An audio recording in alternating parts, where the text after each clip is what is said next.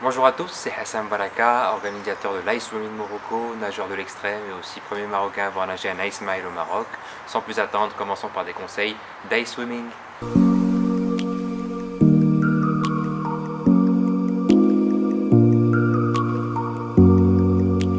L'ice swimming n'est pas un sport à prendre à la légère. Il requiert de la santé physique, il est très demandant pour le cœur.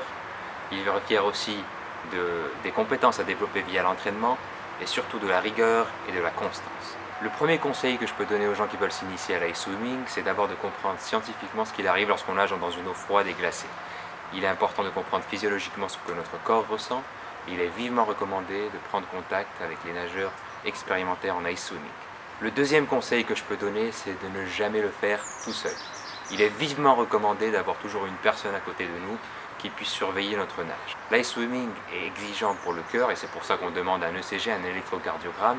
Il peut nous arriver un petit souci lorsqu'on est en train de nager. Il est important d'avoir quelqu'un en train de surveiller nos entraînements. Alors pour ce qui est du matériel utilisé pour faire un ice swimming, le matériel est vraiment simple et basique, qui consiste à avoir un bonnet de natation en silicone. Il faut aussi avoir un maillot de bain standard, des lunettes de natation et les boules pièces sont autorisées aussi.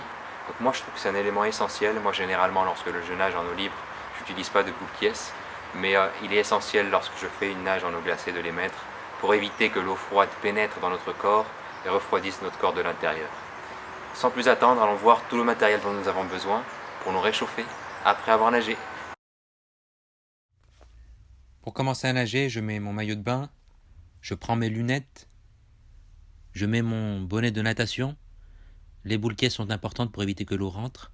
La bouée de sécurité, je mets mon anorak et je mets ma serviette proche de l'eau pour la sortie.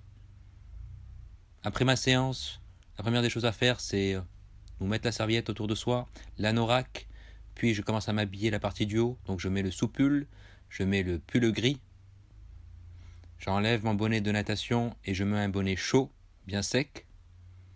Je mets ensuite mes chaussettes en pantalon. Je mets mes gants pour commencer à me réchauffer. Et je commence à boire du liquide bien chaud que je prends du thermos.